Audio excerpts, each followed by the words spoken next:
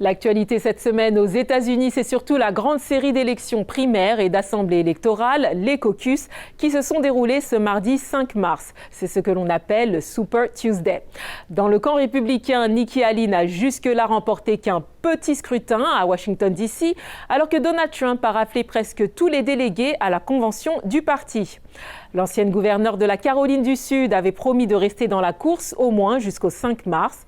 Quant à Donald Trump, malgré ses déboires avec la justice, il reste convaincu qu'il affrontera Joe Biden le 5 novembre et qu'il retrouvera son fauteuil présidentiel perdu en 2020. Retour sur cette grande soirée électorale du 5 mars. C'est la plus grande soirée de la campagne présidentielle avant les conventions et du côté républicain, l'ancien président Donald Trump est sorti largement vainqueur. Nous allons rendre l'Amérique grande à nouveau, plus grande que jamais. Merci beaucoup. Ce fut une grande soirée. L'ancien président a remporté tous les États, sauf un, et devant sa rivale Nikki Haley de plusieurs centaines de délégués. L'ancienne représentante américaine aux Nations Unies a remporté le Vermont mardi et Washington, D.C. le week-end dernier. La raison pour laquelle je fais ceci, c'est pour vos enfants et mes enfants, et pour vos petits-enfants.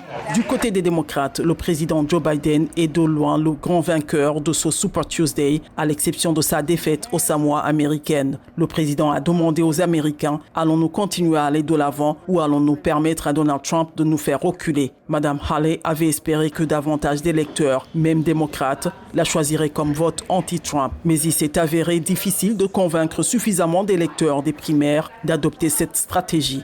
Ma principale préoccupation lors de cette élection est la préservation de l'Amérique telle que je la connais, ce que signifie, vous savez, essentiellement un leadership qui n'est pas Donald Trump.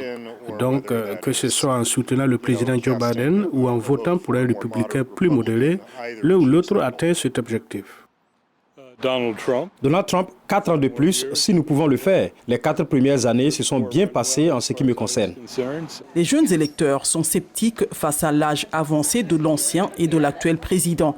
Donna Mendez vote pour la première fois et a choisi la démocrate Marianne Williamson. J'ai l'impression que Biden est trop vieux pour diriger le pays, encore 4 ans. Ce serait bien d'avoir de la diversité dans le bureau, en particulier la première femme présidente. Pour Donald Trump, candidat républicain, c'était une grande journée. Ce n'est pas pour rien qu'on l'appelle le Super Tuesday. C'était un grand mardi.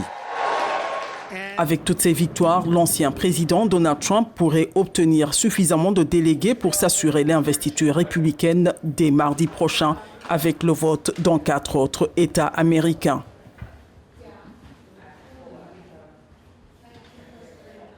Avec 15 États en jeu et sa popularité au plus haut point parmi les électeurs républicains, Trump pensait déjà aux élections générales avant le Super Tuesday. Idem pour le président Joe Biden qui ne fait face à aucune opposition sérieuse dans le camp démocrate. Ginny Niwa, VOA Afrique, Washington. Je suis Asma Botby-Clark à Durban pour VOA Afrique.